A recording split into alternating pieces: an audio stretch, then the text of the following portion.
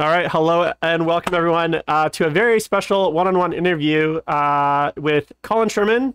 Many of you may know him from the Best in Faction podcast and Discord and all the other things that he does, but also from CharityHammer, which is the big Warhammer event that he runs.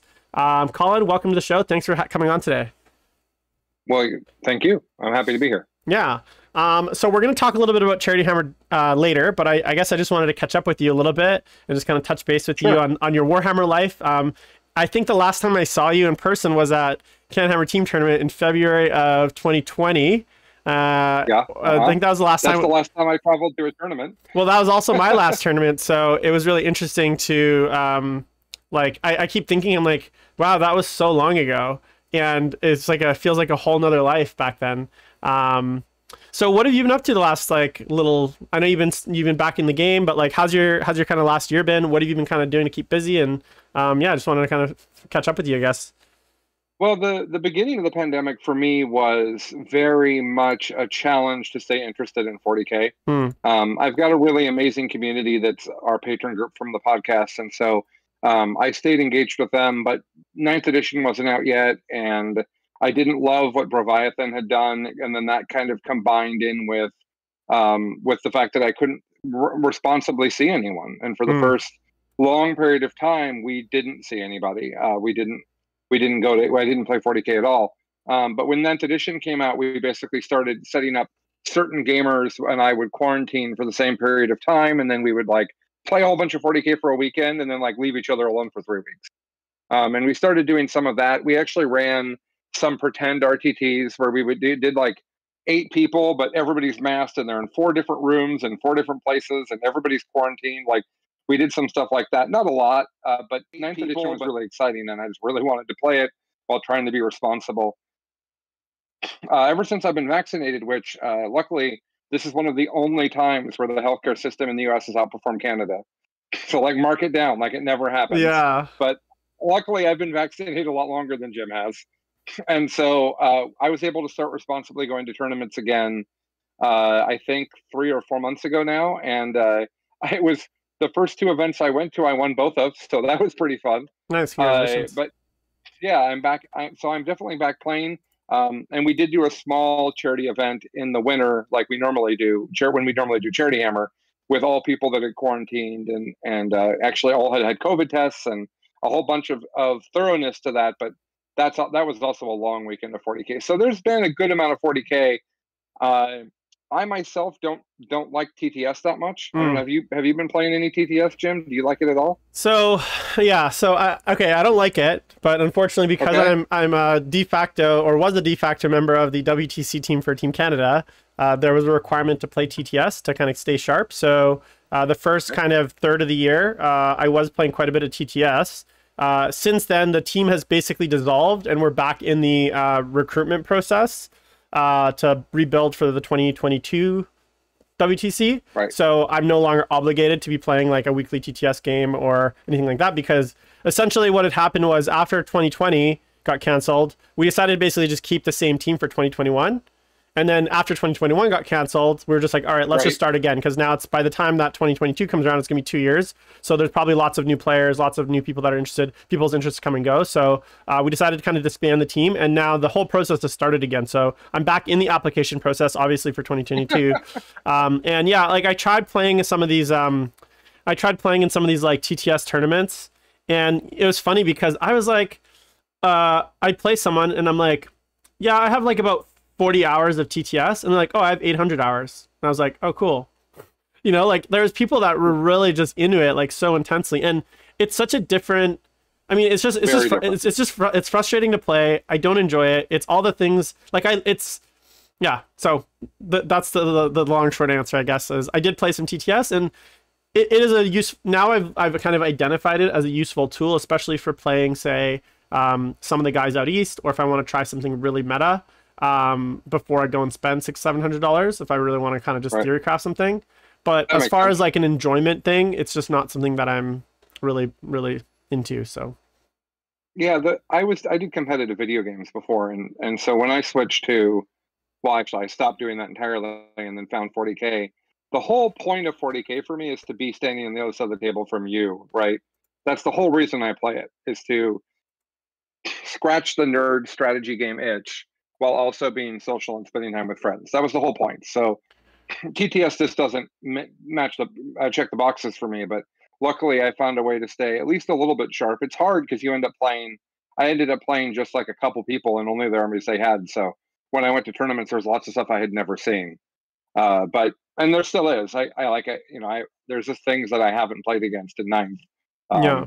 I only recently saw Custodes for the first time, and it had been like 3 years since I'd played against Custodes. So it just ends up being a local meta thing. When I'm not, normally I travel to a GT or a major every month, and wherever it might be. That's just the agreement I have with my wife. So I'm used to being like, I'm in Minnesota, and now I'm in, you know, Vegas, and now I'm in Arizona. Like, that's what I'm used to. And so it's interesting to just be in a local meta and only see the things that are here. Yeah, I think at this point I've played 8 real life games of 40K, because we basically, although we were quite far behind on vaccinations, we've almost caught up to you guys at this point, because I think basically everyone that wants to get vaccinated, people don't want one. Yeah, I was gonna say basically everyone that wants to get vaccinated in the U.S. at this point is vaccinated, and everyone else is basically like doesn't believe in vaccines or doesn't want to do it for whatever reason. So I think we're starting to kind of catch. We're almost caught up. I think we're at like 50% or something with double vax, but we didn't actually. We went into many like 3 lockouts, basic lockdowns, lockouts, and I don't think I played my first game of 9th edition in real life till like January. And that was with just one person. And then I've played since then, probably, like 7 other real life games. So TTS was kind of the only way that I've really been learning to play. And it was a bit of a savior there, but now we're back and everything's basically open at this point. There's just one more level of restrictions to be lifted. And I believe they're going to do that in, at the end of August. But right now, basically even masks aren't required in most places. It's very open, which is exciting. Speaking of, like, what are you excited about kind of as things start to open? You know, I want to talk a little bit about like your thoughts on the state of the game and the meta a little bit later, but sure. Going into 2021 and kind of this coming year, what are the things that you're most excited about? And like, what are the things you're looking forward to the most? Well, we're halfway through 2021 already, yeah. Jim, just to... I guess, I mean, from like like for me, yeah, it's like, it feels like it's just starting from a Warhammer perspective, right? Like we have our first event in October here, and that's like our first tournament that's going to be happening in all of BC. So I'm very excited for that. So for me, it feels like the year's just starting. I was just thinking about how wholly unprepared you are for the Shark Tank at CharityHammers. I know, I'm gonna get you. I was just thinking about you're like the 4th seed. I know. I was looking at that. I was like, oh no. I was like, I just don't want to embarrass myself completely, which I'm sure I will do, but. That's okay. Well, your record, we'll talk about CharityHammer later, but with your record, it'd be silly not to have you be the 4th seed. So, I, like most people, am pretty disappointed with GW's response to the pandemic and the challenges that they've had. I think that they've made some strategic decisions that are very bad. Some things about delaying and when to release things. All of the books having to be physical and no digital codex of any kind. The app does not count. It's a rules index that you can't read a codex in it. So there's like no digital book at a time where people can't get books places. Like they made a lot of really questionable decisions that are biting them now. And the end result of that is we have Drukhari were way too powerful. They're nerfed and probably still powerful, and Admech are way too powerful as well. So you have these 2 things and some marine armies. Some marine armies, not submarine army. I would play that. That would be cool. And then like everything else sucks. Yeah. Right. Like you have this small set of people that are like the haves, and everybody else is a have-nots. And as we see rules come out, I think they're doing a good job on the rules. Like aside from it being too powerful, the Drukhari book and the Admech book and the Sisters book as well are all interesting. Like they're more interesting than their 8th edition counterparts. And I know I saw you saying you don't like it, but I actually think the Bellicor rules are great. I don't know that they're not S tier. They're not going to make you. They're not going to make you be able to beat Admech. Yeah. But nobody should be thinking about beating Admech if they play Chaos. Well, I think that 3 pages of Chaos rules are actually the strongest Chaos rule set that there is. It's just that Chaos is so bad right now. Yeah. So go ahead. Sorry, I was just going to say, to your point on the Be'lakor rules, you don't have a choice. To your point on the Be'lakor rules, just quickly, I did also say in the same show that once the Demon book and the Chaos Space Marine book come out, then that's a whole. Then we'll talk, right? Because I think once those happen, those rules could be incredible. But the problem is the disparity in book releases. Like, it's weird that they're releasing some supplements and some Armies of Renown for books that aren't out, and then some supplements and Armies of Renown for books that are out. It's kind of like, it kind of feels like the release order is just completely chaotic, and it's not really clear like what they're trying to do here. Because I'm sure when Chaos Space Marine book comes out and the Demon book comes out, that Be'lakor Army of Renown will be amazing, because they're gonna have great stratagems. They're gonna have all the units will have 2 wounds. Like, there'll be so much going on there. So so I think at the moment it's not what I wanted, and I think that a lot of the salt comes from the fact that when you compare it to things like Cult of Strife, to the AdMech veteran cohort, it's just that like gap of like usability and power level is just like, it's a bit of a kick in the teeth. And it's like, well, you clearly demonstrated that you guys know how to make cool, powerful rules that are not super restrictive, but instead we got the opposite. So yeah, I think that's right. I think that's fair. And when I say it's the best Chaos rule set, I am famous for saying that Chaos is a trash rule set. Like that's the best thing that Chaos has. I personally think that Chaos as a mega faction is written wrong, and is fundamentally broken and needs massive rewrites. And I think they'll get them. I think what they're doing with the campaign books is, I think they're mixing flavoring the new codexes with also giving things to the other codexes to basically hold them over, because they seem to be releasing plastic kits with every army that comes out for the most part. And that means they can't all come out quickly, because that's just the reality of supply chain. So I think what they're doing is they're saying, because it's going to take us a while to do the plastic kits for everyone, in the meantime, here's what holds you over. Because the next campaign book they announced has Tyranids in it. Right. Well, I'm not expecting that to be a mild modification to the Tyranid book, much like the Be'lakor rules are not a mild modification to any of your Chaos books. It's a whole new rule set that leans on the stuff you already have. That's what I want for Tyranids, and I'm sure it won't be as good as AdMech or Drukhari, but I'm hoping that here's some things that can make you feel at least a little bit competitive, because the situation right now is there's no Tyranid Codex announced, right? Who knows how far out away it is? I don't even know if it's being tested, right? If it's even in testing, who knows? But it's like so far away, I end up in situations like a Charity Hammer. Alex McDougall's our 5 seed for the GT. You know he's going to play Tyranids in GSC. His first matchup is AdMech. Yeah. What does he even do about that? Right? Nothing. Like there's no Tyranid in GSC, but he can't even skew for it. Yeah. Like if Alex started right now, he can't make a list that's going to beat AdMech, even if he only cares about beating AdMech with Tyranids in GSC. So you have guards in the same boat, Tau's in the same boat, in my opinion, because I'm not Richard Siegler. If you're Richard Siegler, Tau's really good. The rest of us don't know what to do with them. CWE is really bad. Like a bunch of these have-not armies need something to buy them over till their book comes out. That's my hope, Jim, of what they're doing.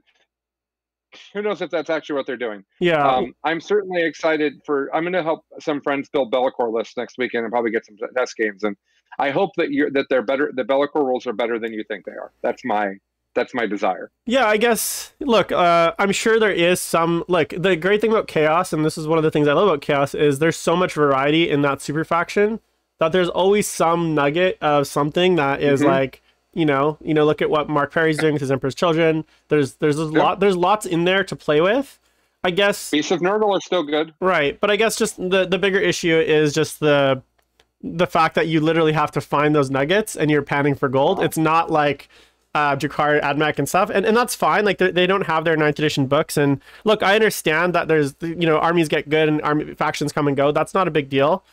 I guess just for me, it shows to me that it seems to me there's like disparity in the way that they approach rules design, and there's really no method to it. So like there's no reason that Cult of Strife or Terminus Est need to be Armies of Renown or supplements. They could both be supplements. There's no reason, like, background wise, that either one is the other. Like they could have a background reason for them both being supplements and a background reason for them both being Armies of Renown. There's no like real justification.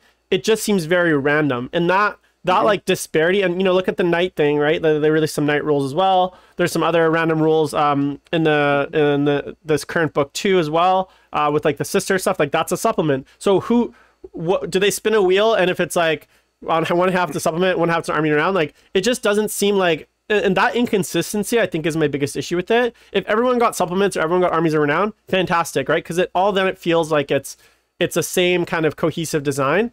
But with this huge disparity in like the way that the armies are even built, it just feels like they said, okay, here you're the army of renown team, you go off and do your own thing, and you're the supplement team, you do your own thing, and then we'll just put them in one. We'll just Frankenstein them into one book.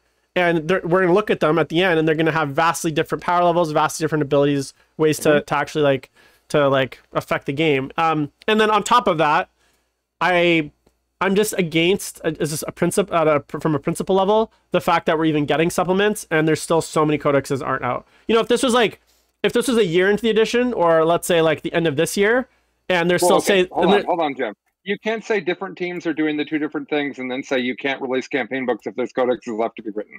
No. It's different people doing it is why we're getting both. No, what I'm saying is that even within the campaign book, it seems like the Army of Renown team and the supplement team are two different teams. So it's like one rules writer gets Armies of Renown and one rules writer gets supplements. They're like, we're gonna write a codex supplement in the campaign book. So it feels like they're just different like power levels, you know what I'm saying? And then the other thing is like, if this was a year into the edition and say we'd had like 8 to 9 books out and then they started releasing the supplements, I'd probably have a lot less problem with it. But just when we're just so far behind on the release schedule, and again, I know books generally don't, like they print them in China, they probably didn't have as many production issues in China on the printing side, but it just it's just a case of haves and have-nots, I guess. And that's always the case with every edition. There's always going to be people that get their book at the very end, etc. But it feels like a little bit of salt in the wound. So, yeah, I think so. I think it's important to understand, first of all, that their release schedule is a mess, and it's not the way they planned it. And they've been pretty honest about that. And one thing I like to remind our Discord all the time when they get similarly salty to how you're feeling, which I think is completely justified, by the way. It's salt, but it's like completely reasonable salt. It's like there should be salt on this dish, so it's fine that there's salt, right? It's completely what I try to remind them is Games Workshop is not a multi-billion-dollar company. They're not. They're a like $450 million company, and I spent 20 years of my life selling software to people at companies of that size, and I got to tell you, they're not sophisticated and they make a lot of mistakes. So one of the things that's happening is that they're trying to respond to global supply chain issues for COVID that are paralyzing, that are putting companies out of business. So I feel that for them, and they're releasing the books out of order. My understanding from rumors, I'm not from talking to anyone official, is that the Cult of Strife campaign book was supposed to be 6 months after the Drukhari Codex. Right. And if that was the case, right, where Drukhari hit the meta, we play for them for a while, they get nerfed, which we all knew was going to happen and then did, thank goodness. Then when it's finally time, right, okay, here have some more rules. You got nerfed, here have some more rules. That's cool. I think you're right that the campaign books are wildly volatile. Some of the stuff's great. I don't like the Sisters stuff in the latest one, and I like Sisters. I actually don't like the new Sisters book that much. But the other thing to keep in mind is GW's, even when it wasn't COVID, GW's release schedule is always a mess. Right. That's part of being like, remember how many consecutive rules of Marine buffs we got?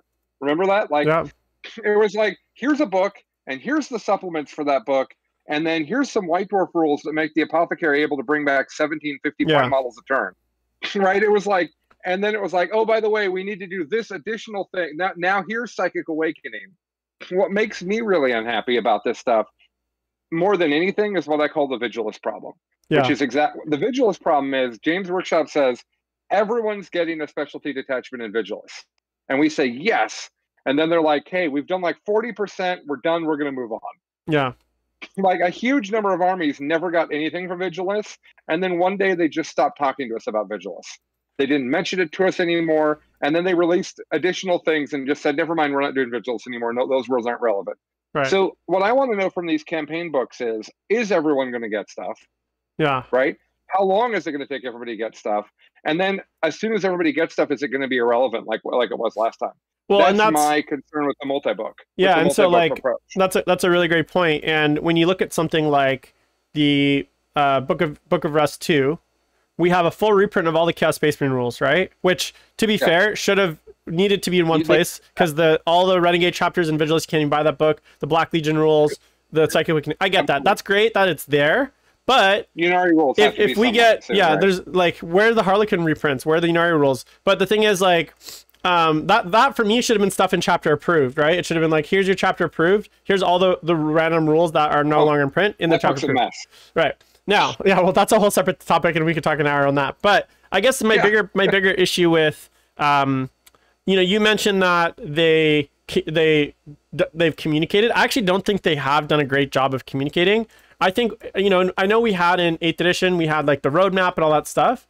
Yeah, I don't think it would. Sure. And look, I understand they're a publicly traded company, so there's probably a lot of things that they can't say. They can't come out and just say, be like, hey, by the way, we've totally botched all this stuff, so it's going to be totally screwed for the next year. And then their stock price goes down and everyone gets mad at them, right? So obviously there's certain things that they can't say publicly because of the fact that they're publicly traded. But I think they could probably have done a better job of, and you mentioned that the book's out of order. Well, I think the Thousand Suns Grey Knights was supposed to be released way earlier, because obviously those points updates were in chapter approved, but Sisters and Orcs weren't, even though Sisters and Orcs are coming up before them. Like, so when you think about it just from that perspective, you're like, okay, something is totally out of whack here, right? Well, but we do know that a bunch of their stuff did fall into the ocean. That is well documented. That's in the news. Is it? So we do know that at the beginning of the year, there was a storm and a bunch of containers fell off of a container ship, and it has been verified by the news that Games Workshop product was in those things. So where can I go troll for sprues? Yeah, we're gonna wash up on shore. Here's what I think happened, based on the amount of noise we're hearing about orcs. Like, you saw how many new models there are for orcs, right? Quite a bit. I think all of that was done a long time ago, and a whole bunch of that production run got reset by that mess. That's what I think happened, because we started seeing orc previews at the beginning of the year, and then they just stopped. Like, they're like, hey, there's going to be new orc models, and everybody's like, what?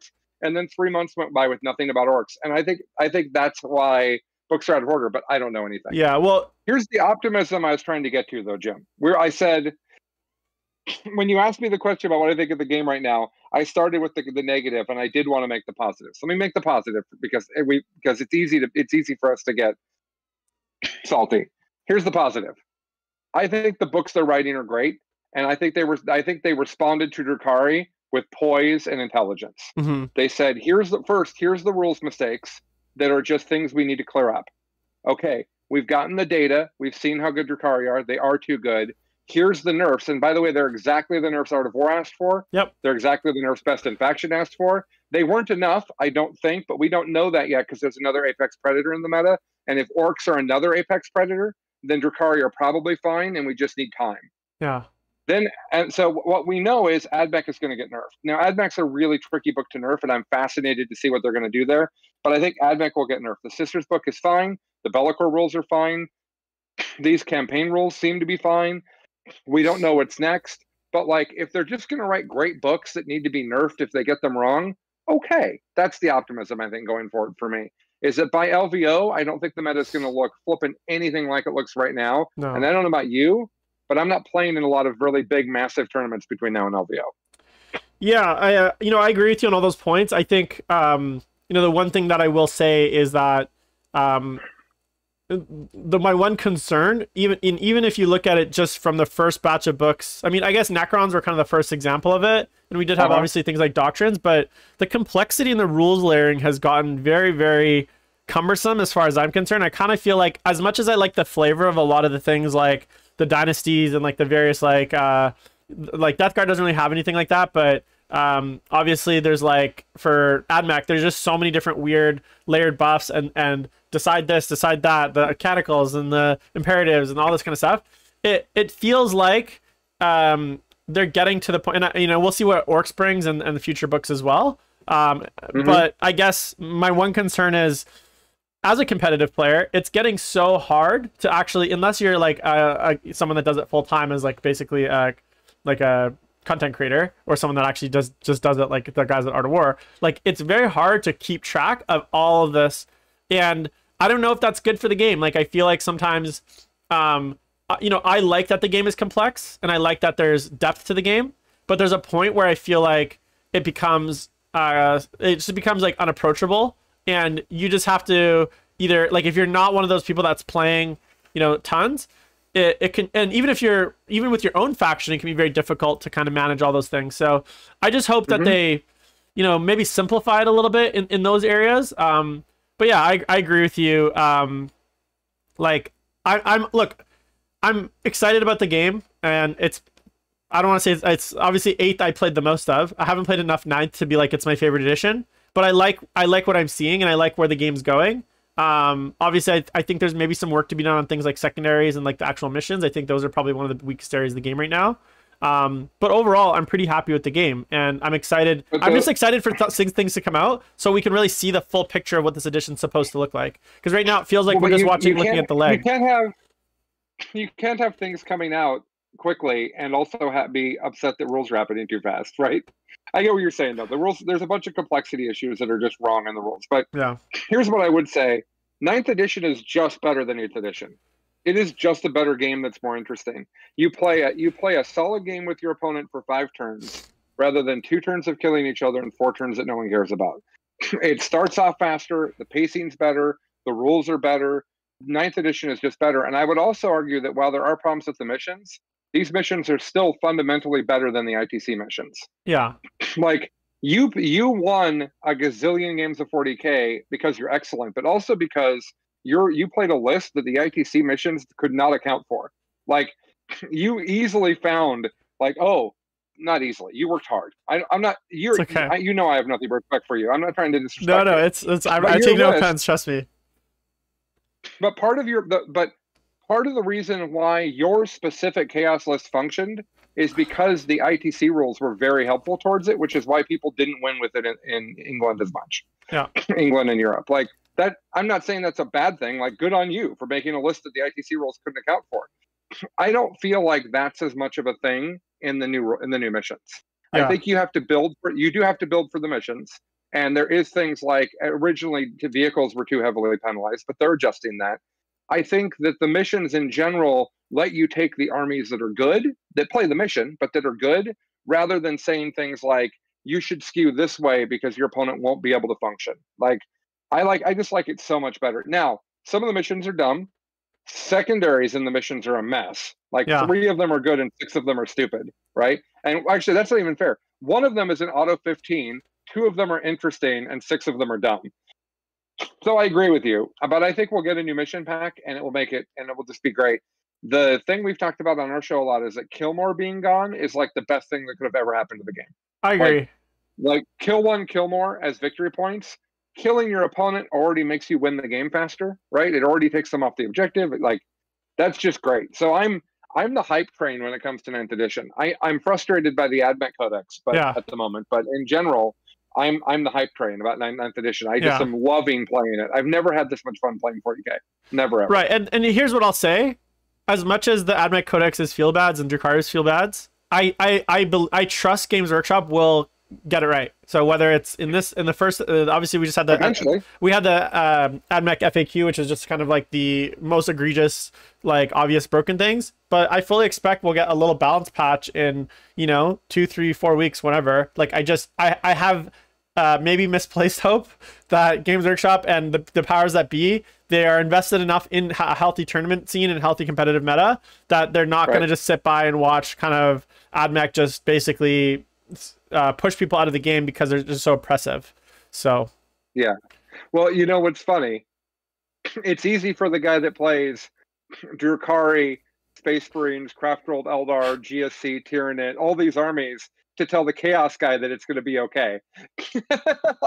It's much more likely that I'll have a competitive rule set at any time than it is for you, Jim. So we're going to see the game differently from that point of view, I think. Absolutely. And Chaos just doesn't get competitive rules at any sort of speed that anybody else does. So that's actually a really good segue. So speaking of kind of armies, what is your kind of army focused hobby projects? I know you're historically not a not a big hobbyist painter. Like I know your wife often does a lot of painting for you, but is there any new armies? I painted an army during COVID. Well, congratulations. I painted an army myself. That's awesome. All by myself. Nice. That's not fair. She airbrushed the base color onto them because I didn't want to learn how to use the airbrush. But other than that, no. We had this problem at the beginning of ninth where all of the best lists were Space Marines, and my tiny group of friends that were comfortable streaming around each other because of the pandemic, nobody had them. So I started buying Space Marines and doing a relatively simple gold and purple paint scheme that was completely designed to look good on our cameras for stream, right? Like for stream, Jim's amazingly beautiful models don't come across as much as you want them to because they've got all this detail the camera can't see. All the camera can tell is his army's bright, right? So I just did bright and didn't worry about the detail. And I won the Hammer Out Cancer with white scars that I painted myself, which felt really good and was really fun. But mostly I've been bouncing around a lot. I won a GT with Ultra Memes, but I borrowed it. And then, the main thing I'm doing right now is building up my Marines more and building Drukhari. I can't decide. In our Drukhari, our Eldar is a big project because our Eldar has to be kit bashed as much as we can, has to be beautiful. Like the Eldar is the hobby army that we show off. So yeah, don't you have a crazy amount of Drukhari though? Because I remember seeing like your shelves and shelves of Drukhari. But it's all, I bought it from somebody else and it's all painted already, and that's not the way we roll. So you guys are going back? Are you going back and kind of repainting some of it? No, we're making brand new Drukhari. Okay. With Carl Payne made us 3D printed some diving helmets for us. So all the Drukhari guys are going to have, because my Eldar are all underwater themed. So we're going to have diving helmets and we're going to kit bash and we're doing the whole project. But yeah, I'm pretty excited about Drukhari. I think that they're nerfed. They're a lot more fun, but they're a fast moving close combat army where if you miss position, you get punished. And yeah, that's kind of the way I like to play the game. So that's mostly what I'm working on. And then I'm painting up more Space Marines because I want to play some Death Watch at a tournament coming up here. I think that sounds fun. Though I don't know that I'll play any more of the Ultra Memes list. That's very much the oppressive firepower. Your opponent gets tabled in 10 minutes, which is not really, it's powerful, but it's not that fun. And do you have a favorite army currently that's like kind of the army that you're kind of playing the most or really focusing on the most right now? Or are you kind of bouncing around a lot? I bounce around a lot. Drukhari was probably the one that I'm the most, because I'm at my core, I'm an elf and a bug. If all the armies were equal, I would play Craft Old Eldar. Right. If all the armies were equal and Craft Old Eldar wasn't good, I'd play Tyranids. Like I do have love for particular factions. It's just that I don't think Tyranids or Craft Old Eldar have literally anything for me right now that I want to play. So awesome. I'm playing Drukhari and Marines mostly are the things I'm playing. Awesome. All right, let's talk Charity Hammer. So this is the third year Charity Hammers running, and I feel honored to have going to be making it to all 3 years. So thank you so much for keeping me kind of included. And it's going to be running August 5th from 2 o'clock to August 8th, 3 p.m. Pacific. So it's basically about 73 hours of streaming and about 40 or so people playing in this event. Now I know you've probably talked about this event a thousand times about like where it came from, whatever, but just for people that maybe are not aware of what Charity Hammers, give me the like 15-second elevator pitch just so that people who have never heard of Charity Hammer are aware of it. Sure. Okay, so Charity Hammer is my annual 40K slumber party. That's literally what it is. Jim knows more than anyone that there isn't a ton of sleep to be had. There's a lot of crazy stuff happening at all hours of the day.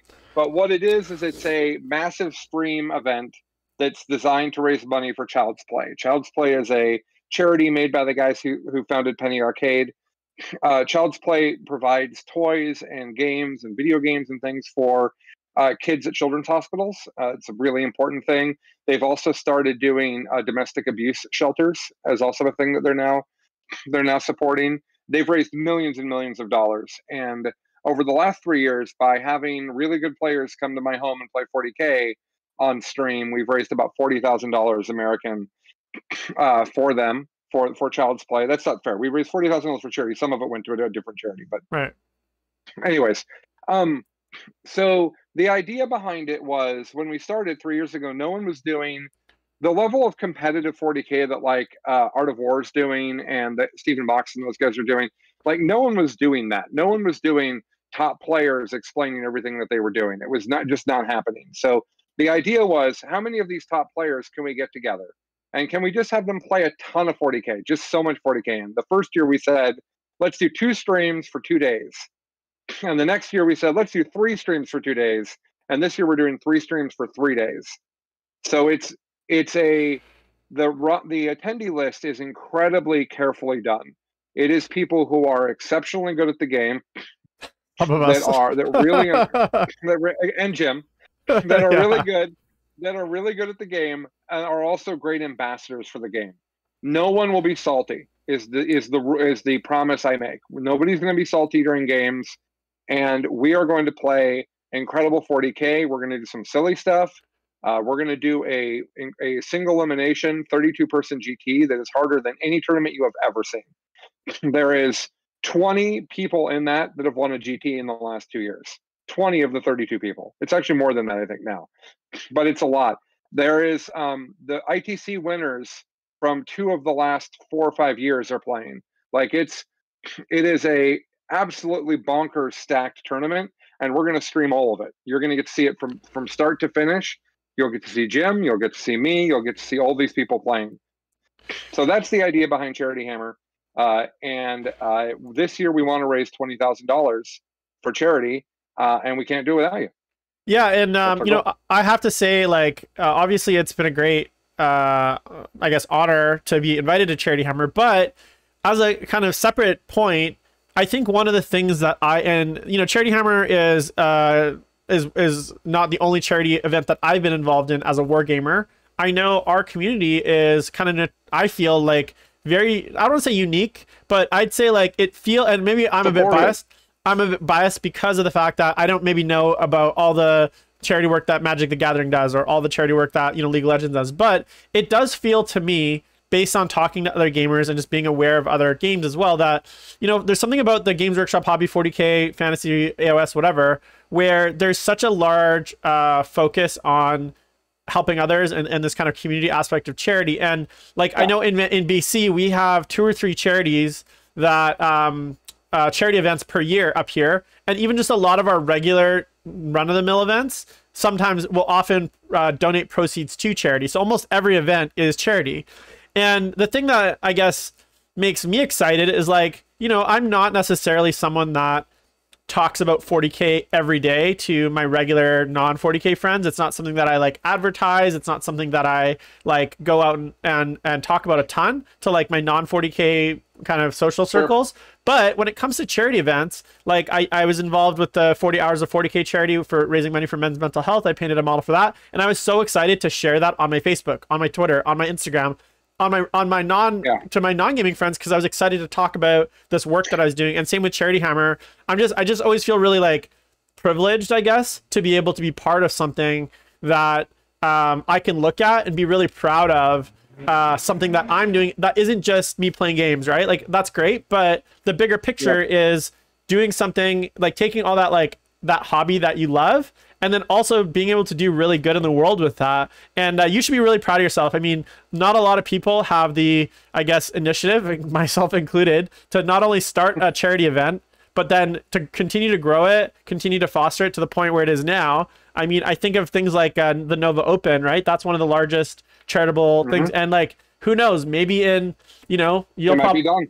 And maybe in 10 years, you're going to be competing with Nova as far as like the size of, because I'm sure when Mike Brandt started Nova, he didn't think it was going to be this, 1,000-person giant convention. But that for me is like, and obviously you'll probably have to like retire at that point just to get it sorted. But it's just really cool to be able to be part of that. So I just wanted to thank you for that. We're going to have all the information for Charity Hammer. I have the show notes if you look at the show notes, I have the link to Charity Hammer. What's the best way people can contribute to, I guess, the charity? Let me do that, and then I would like to comment on what you said about the community and the way it gives. But I'll plug how you support Charity Hammer first. CharityHammer.com is the easiest way to do everything. Everything's there. CharityHammer.com, very easy to remember. There's a PayPal link. You just PayPal to me. It has a logo for Best in Faction there, so you know you're in the right place. Just to be reassuring, not a single penny goes to me. It all goes to charity. We don't use any of the money to run the charity. So all the money goes to charity. Every $30 you donate gets you a raffle ticket. There's also going to be trivia questions to get raffle tickets. But there's lots of ways to get raffle tickets, and we're going to give away. At the last event, we gave away something like $7,000 worth or $6,000 worth of 40K. It was just insane. So yeah, so that's the best way to do that. There's going to be a Facebook event going out that you'll be able to find through the Best in Faction Facebook page, probably tomorrow. If you say you like that, it will tell you all the updates of when everything's happening. So that'll be happening as well. If you can't donate, because I know it's not been an easy time for everyone, if you can't donate, that's okay. You don't have to. I'd love it if you watched anyways. If you could talk and chat, if you could tell your friends about it, if you could post about it online. The hardest challenge of Charity Hammer is why I'm here right now talking with Jim, aside from the fact that Jim's a friend and I'm enjoying talking to him. I'm doing all of these podcasts because the hardest part is getting attention. That's the most difficult thing. The world is a busy place with lots of things happening. I want everyone who plays competitive 40K to know that this is happening so that they can enjoy it and so that they can hopefully donate to such a good cause. So Jim, if you'll forgive me, I'd like to jump back to what you said about the community, because it's something that I feel very strongly about. So in my early 20s, I was a massive dick. I was arrogant, I was cocky, and I was mean to people, and I didn't know I was doing it. And I had kind of a moment with one of my best friends where I realized that I wanted to be a good person. And so it's tempting for me to focus entirely on me all the time. Like, it's tempting to do. I'm sure other people get that as well. And so I wanted to make sure the world has been incredibly gracious to me. I've done well for myself. I have a good life. I want to pay it back. So the original idea was I want to do something to show the world that I want it to be better. Like, the world is very easy to get depressed about the world. What can we do, even if it's the smallest difference? What blew me the hell away is that everyone in the 40K world is like this. Everyone's amazing. I think we know that our hobby is expensive. I think we know that we are spending what others would perceive as a wasteful amount of money on this hobby. And I think that we all know that we should be paying it back, right? We play this amazing hobby that takes up huge amounts of time and currency, keeps us away from our spouses, keeps us away from our kids. Like, this is a very time and money consuming hobby. And I love that the community looks at this and says, yes, this hobby is important to me, but it's not more important than helping others. Let's go help others with this hobby. And I think that that's just incredible. So yeah, and thank you for that. To share that. And that's, I think, yeah. So thank you for that. Now, a few questions about it. So obviously, every year the event has grown. What is the thing that you're most excited about? Like the event that you're most excited about this year that maybe you guys have added or expanded? So what's the thing that you're looking forward to the most? So there's a couple things that I'm really excited about. I don't want to pick a favorite. So let me tell you a couple. There's a hot sauce eating contest. Hot wings, right? It's not just hot sauce? Because I'm signed up. I hope it's not just shots of hot sauce.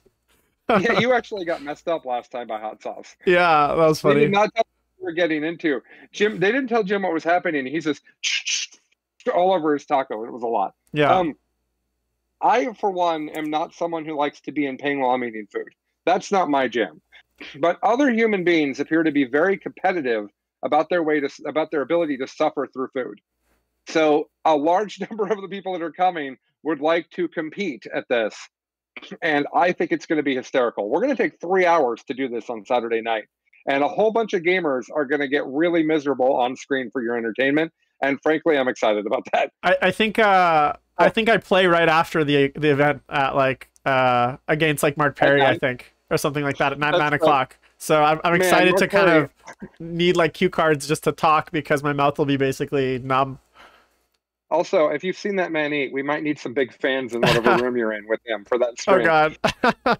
Because that man can eat. That man eats 5 Colin portions of food a day. It's a lot. So that's exciting. The RTT there is a GT now. The GT is of course exciting. But I'm also really excited that we're able to move the list due date by a few days and get orcs in. Yeah. And really excited about that because we have Rich Kilton coming, who might be the best orc player on the planet. If he's not, I don't know who it is. Chuck, my co-host, is an obsessive orc fan. We're going to have Seth Oster coming, who runs an orc channel and is also on Signals from the Front Line. Lucas, our local orc like tournament wrecking orc player, is going to be there. Like, we're going to have Nick Nanavati plays orcs. He's coming. Like, we're going to have some of the best orc players there are here, like a week, like 2 weeks after their codex comes out, playing in a tournament. And I think that the meta is going to be not at all what people are expecting. And so I think you're going to end up with things like, wait, did orcs just beat Admech? I hope, at least. Yeah, so that's the other thing I'm excited about. And then we all lose to orcs. Now, you obviously, every year, you know, I think one of the cool things is you've had a bit of a core, I guess, roster of players that have attended all 3 years. And then you've been adding, obviously, as the event's grown, you've added players to the event. Yep. Are there any like kind of unicorn players out there that you really, really wish could have made it either this year or in previous years that you're still kind of angling for? Who are they, and how do we call them out? Ganyo. I like Andrew Gagno so much. He was on my Ken Hammer team, and so I got a chance to spend the weekend with him. And he's so good at the game, and he's such a great guy. And every year he says he can come. And this year, I think his baby's being due like a week before Charity Hammer. And I'm like, that is like the best reason not to come, and I hate it. Yeah. Yeah, we've tried to get him every year. We've also tried to get Abramowitz every year. Yeah. And he just can never make time. So he's got to have stop having babies as well. Yeah. He's constantly having children as well, like all the time. And there were a number of people, actually. We also tried to get Pajama Pants this year, and he also is having a kid. Like, we tried to get, like, there's a bunch of people having children, like, right at the time of Charity Hammer that weren't able to come. It was that was pretty funny. I think there was four RSVP no because of baby from the invite. So pretty funny. Now, I know a big part of the event is the raffle, where you guys are going to be lots of, it sounds like there's a Necron army, a knight, lots of box sets. Now, one thing that maybe 40K players have, if they don't have cash, is product. Is there any, are you guys still looking for people to maybe donate box sets, products, sealed in box stuff? So if people say maybe not be able to donate money, but they have that pile of shame, I actually have been giving away a lot of my pile of shame on the channel. I found it was a very nice way to get rid of it without having to pay it. So that's like my new strategy, is as soon as my pile of shame gets too big, I just give away a bunch. So if people wanted to get in contact with you to maybe donate box sets, is that something they could do? Yeah, you bet. bestinfaction@gmail.com is the easiest way to do that. You can give us anything you want that's 40K related. The way that we do it is we keep a list of what you've donated, we give it away, and then we get back to you and say, please ship it to this person. Right. So that we're not spending extra shipping to ship it to me and then ship it away again. Right. So yes, absolutely the case. We do need more stuff to give away. The more the better. Awesome. So if you have 40K product you're interested in giving away, we usually don't take not in box things unless they're painted well. Right. Just because it's really hard to deal with. I want to give away these 3 demon princes that are all beat up, beat to hell, and nobody wants. Right? Like, absolutely. Yeah. No one wants your trash that you're trying to get rid of. And then now this year, obviously due to the pandemic, you guys moved the event to August.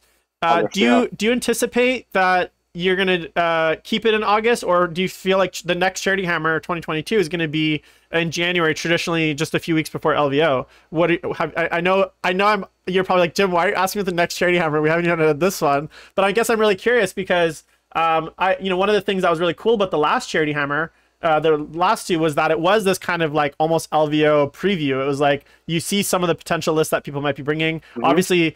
Obviously, we didn't see things like Breviathan show up there at the last one, but I always thought that was a really interesting part of the event, that it's right before one of the biggest events in the world. So you get a bit of a sneak peek at maybe where some of the competitive players are going. So have you put any thought towards next year's event? I have. I think that we might have stumbled into me doing 2 events a year.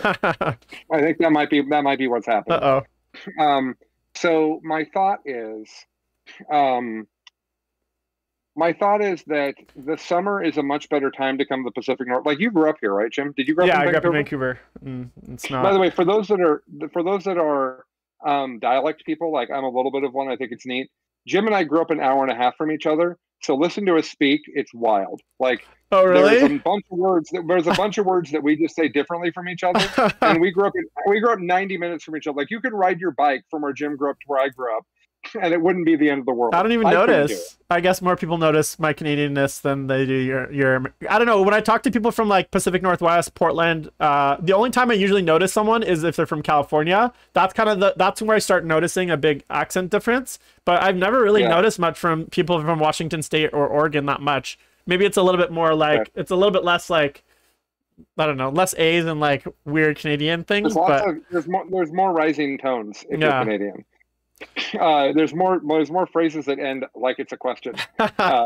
Anyways, so Jim grew up here, so he'll get this. It's much nicer to come here in August than it is in January. That's just a thing. Yeah. It's also easier to get people to come here in the summer than it is the winter. And one of the things that I would like to do is convince some of the absolutely phenomenal 40K players from Europe to come and to Charity Hammer at some point, hopefully next year. People like, we're trying to get Ennis out here, but his country and our country aren't friends right now because of COVID. But like, I'd love a couple of the England guys to come. A lot of the top players in England are teachers, and they're off in the summer. Like, there's a bunch of reasons why the summer is an easier time to travel. What I would like to do is do a winter event that isn't here. Yeah. What I would like to do is do a winter event somewhere else that's smaller, with a smaller group of people. Maybe the Art of War guys want to do it in Florida, right? Like, do it somewhere different so that I can get different people that maybe can't make it to Seattle, but do the big Charity Hammer Prime in August, and then do a smaller event before LVO. The problem with the event before LVO that was discovered last year is that Siegler and Lennon knew that what they had found was game breaking and it might win LVO, and so they did not want it on stream. Right. Man, you guys could be salty about that if you want. I have a really hard time. Like, I don't blame them at all. Siegler winning LVO, Siegler winning LVO is probably the greatest signal moment that he's ever going to have in 40K, right? Unless he does it again. I was super proud of him for doing that, and I don't hold that against them at all.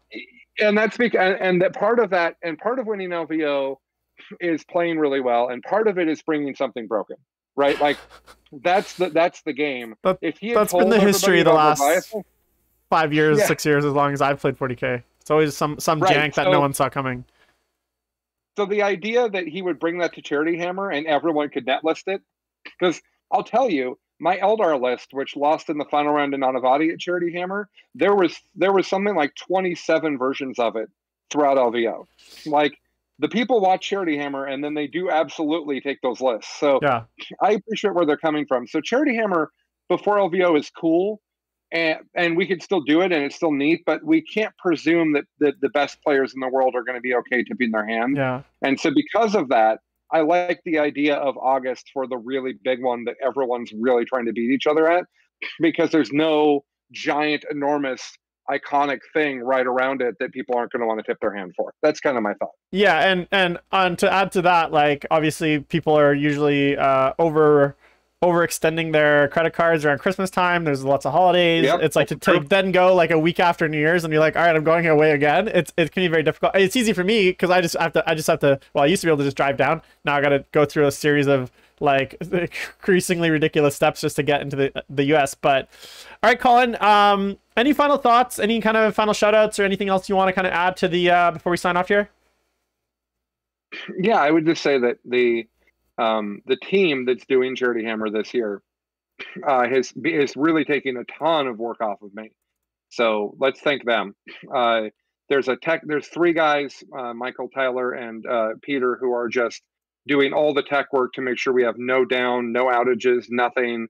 There's a guy named Jason who's doing scheduling and agenda stuff with me. Falcon is coming. John Cornell is coming. People are coming to just film things for people, to just make content. So rather than in the past where it's Colin running around trying to do everything, it's a huge team of people that are really trying to put this together. Every stream is going to have an engaged stream host. Every tournament game is going to have commentators telling you what's going on. This is going to be the most informative content it can be, and it's because of everybody else. It's not because of me. So make sure that if you know who those people are and you talk to them, make sure to thank them as well. I'm just the person who had the idea.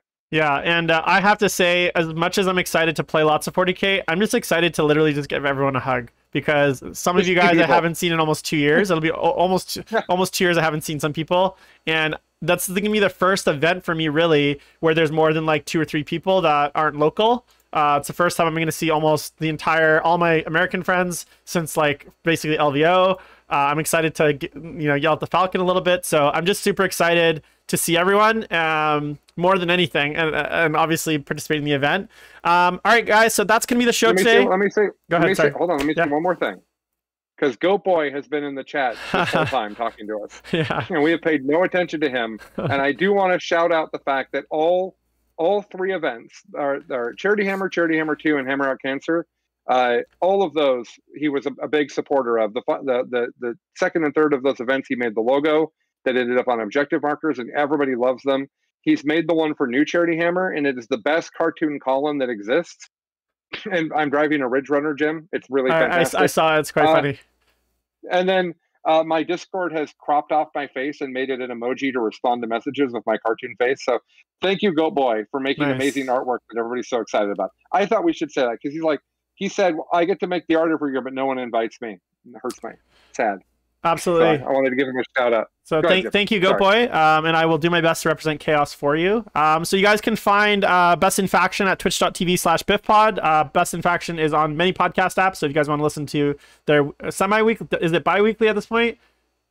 Yeah. Bi-weekly podcast. And then guys, make sure to go and check out charityhammer.com, donate, get in touch with them if you have product, like new inbox product that is just sitting there haunting you and shaming you. I think everyone is gonna be super excited if we can break that record, shave a few heads, shave a few beards, and hopefully just basically continue growing the event. So Colin, thank you so much for coming on, and thanks everyone else for tuning in.